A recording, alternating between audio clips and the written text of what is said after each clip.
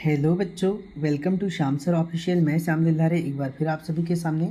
तो फ्रेंड्स, बहुत बहुत स्वागत है आपका अपने YouTube channel Shyam sir official के इस नए प्लेटफॉर्म में। आज की वीडियो क्लास 10th के बच्चों के लिए मोस्ट इंपॉर्टेंट होने वाली है, क्योंकि आज हम क्लास 10th के मासिक प्रश्न पत्र देखने वाले हैं, जो कि आप लोगों का विषय सामाजिक विज्ञान का होने वाला है।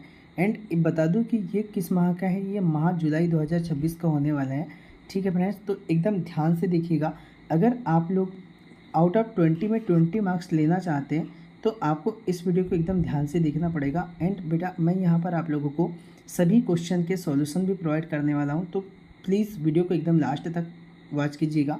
चलिए, ज़्यादा देरी ना करते हुए वीडियो को स्टार्ट करते हैं। स्टार्ट करने से पहले आप सभी से एक छोटा सा रिक्वेस्ट है, अगर आप हमारे चैनल पर न्यू हैं तो चैनल को सब्सक्राइब करना ना भूलें दोस्तों, क्योंकि जब मैं देखता हूँ कि एक टीचर इतनी मेहनत करता है आप लोगों के लिए, लेकिन आप उसका आउटपुट के रूप में एक छोटा सा एक सब्सक्राइब, लाइक, शेयर तो कर ही सकते हैं। तो चलिए, अगर आप लोगों को अच्छा लगता है तो आप लोग कीजिएगा, नहीं तो नो प्रॉब्लम बेटा। चलिए देखिएगा, सबसे पहली बात, सही विकल्प का चयन कीजिए।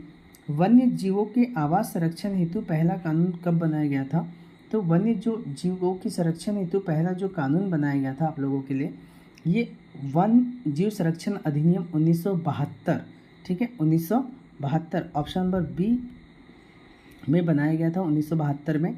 ठीक है, नेक्स्ट, समवर्ती सूची में कानून बनाने का अधिकार किसके पास होता है? तो समवर्ती सूची में जो कानून बनाने का अधिकार होता है बेटा, ये केंद्र और राज्य सरकार दोनों के पास होता है। तो right answer option number D हो जाएगा लास्ट, केंद्र एवं राज्य सरकार दोनों। ठीक है, चलिए आगे बात करते हैं। नेक्स्ट क्वेश्चन नंबर सेकेंड, एक वाक्य में उत्तर लिखिए। शिक्षा विषय को संविधान की किस सूची के अंतर्गत रखा गया है? तो जो शिक्षा विषय है ये संविधान की समवर्ती सूची में रखा गया है। ठीक है, आप लोगों को रखना, यहाँ पर लिखना है समवर्ती सूची में रखा गया है। ठीक है, चलिए नेक्स्ट है, कार्यपालिका और विधायिका द्वारा बनाए गए कानून पर अंकुश कौन रखता है? तो इस पर जो अंकुश रखता है बेटा, ये न्यायपालिका रखती है, न्यायपालिका। ठीक है, ये आप लोगों का राइट आंसर हो जाएगा। नेक्स्ट है, किस बेरोजगारी को छिपी हुई बेरोजगारी भी कहते हैं? तो छिपी हुई जो बेरोजगारी होती है बेटा, वो प्रच्छन्न या छिपी हुई बेरोजगारी कहलाती है। ठीक है, प्रच्छन्न बेरोजगारी, प्रच्छन्न। ठीक है, ये आप लोगों का राइट आंसर हो जाएगा। नेक्स्ट क्वेश्चन है, आरक्षित वनों से क्या तात्पर्य है? अवर्गीकृत वन किसे कहते हैं? ठीक है, तो आरक्षित वन क्या होते हैं? आरक्षित वन वे वन होते हैं जो सरकार की अनुमति के बिना पेड़ों की कटाई, शिकार तथा अन्य गतिविधियां जो होती है प्रतिबंधित होती है, तो इसे अपन आरक्षित वन कहते हैं। ठीक है, अवर्गीकृत वन, आप लोगों को इसकी परिभाषा देख लेना बेटा। मैं यहाँ पर एक एक प्रश्न के ही आंसर बताने वाला हूँ, क्योंकि थोड़ा समय की प्रॉब्लम होने के कारण मैं आपको दोनों के आंसर नहीं बताऊँगा, और आपको दोनों में से किसी एक का आंसर ईजी लगता है तो आप लोग उसको याद कीजिएगा। ठीक है, चलिए देखिए, यहाँ पर बोला है संघवाद के कोई दो मुख्य लक्षण को लिखिए। तो संघवाद के जो मुख्य दो लक्षण होते हैं बेटा, ये होता है दोनों सरकार संविधान के अनुसार कार्य करती, पहली बात। ठीक है, ये सबसे बड़ा अच्छा लक्षण है, दोनों सरकार संविधान के अनुसार कार्य करती है, संविधान के अनुसार कार्य करती है, ये पहली बात, अनुसार कार्य करती है, चाहे राज्य सरकार हो, ठीक है, या केंद्र सरकार। ठीक है, दूसरी अगर मैं बात करता हूँ दूसरे में, तो यहाँ पर शासन की शक्ति केंद्र और राज्य सरकार के बीच विभाजित होती है। शासन की शक्ति केंद्र व राज्य सरकार के बीच, केंद्र व राज्य सरकार के बीच विभाजित होती है।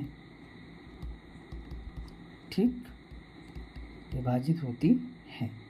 चलिए अब हम बात करते हैं नेक्स्ट, विकेंद्रीकरण। अच्छा क्वेश्चन है, आप लोग याद कीजिएगा। संगठित क्षेत्र के कोई दो लाभ लिखिए। संगठित क्षेत्र के कोई दो लाभ। संगठित क्षेत्र का मतलब नियमित वेतन और नौकरी की सुविधा मिल जाती है। ठीक है, कर्मचारी को भविष्य निधि, पेंशन, अवकाश तथा अन्य सुविधा भी मिल जाती है।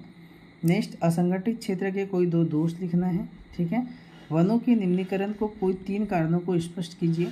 तो बेटा, वनों के निम्नीकरण को रोकने के लिए आपको पता है कृषि के लिए वनों की कटाई। ठीक है, औद्योगिकरण और शहरीकरण, ये भी इसका मुख्य कारण है। खनन तथा सड़क निर्माण, हर गांव में आजकल सड़क बन गई है, तो जिसके कारण से वन का क्या होता है, निम्नीकरण हो रहा है। नेक्स्ट अगर बात करते हैं जैव विविधता को प्रभावित करने वाले किन्हीं 3 कारक, तो ये क्वेश्चन आपको खुद से करना है। पंचायती राज को संघवाद की दिशा में एक कदम क्यों माना जाता है, स्पष्ट कीजिए। बहुत अच्छा क्वेश्चन है बेटा, ये आप लोगों को याद ही करके जाना है। ये इसलिए होता है ऐसा क्योंकि जो स्थानीय स्तर पर लोगों की जो भागीदारी बढ़ती है, स्थानीय समस्या का समाधान स्थानीय स्तर पर होता है, सत्ता का विकेंद्रीकरण होता है। ये आप लोगों को खुद से तैयार करना है। भारतीय संविधान में वर्णित संघ सूची, राज्य सूची और समवर्ती सूची तीनों को स्पष्ट करके बताना है। अगर आप 3 को स्पष्ट करते तो आप लोगों को यहाँ पर तीनों में 3 अंक मिल जाएंगे। सार्वजनिक क्षेत्र तथा निजी क्षेत्र में कोई 3 अंतर, ये क्वेश्चन हमेशा एग्जाम में भी पूछा जाता है, इसलिए आप इसको अच्छे से याद रखिएगा। सार्वजनिक जो क्षेत्र होता है वो उसका स्वामित्व सरकार के पास होता है, जबकि जो निजी क्षेत्र होता है उसका स्वामित्व निजी व्यक्ति के पास होता है। सार्वजनिक क्षेत्र का उद्देश्य जन कल्याण होता है, जबकि निजी क्षेत्र का उद्देश्य केवल लाभ कमाना होता है। ठीक है, सार्वजनिक क्षेत्र का नियंत्रण सरकार करती है, जबकि निजी क्षेत्र का नियंत्रण उसके खुद के मालिक करते हैं। ठीक है, तो इस तरीके से हमने यहाँ पर आप लोगों के लिए मासिक टेस्ट देख लिया, जो कि जुलाई 2026 का विषय सामाजिक विज्ञान का हुआ। ठीक है फ्रेंड्स, तो इसी प्रकार से हम लोग आपके लिए मासिक टेस्ट, त्रैमासिक परीक्षा, हाफ ईयरली तथा ईयरली क्वेश्चन पेपर की फुल प्रैक्टिस करवाते हैं। तो अगर आप हमारे चैनल पर न्यू हैं तो चैनल को सब्सक्राइब करना ना भूलें। चलिए फ्रेंड्स, मिलते हैं इसी प्रकार की नेक्स्ट वीडियो में, तब तक के लिए जय हिंद, जय भारत, बेस्ट ऑफ लक।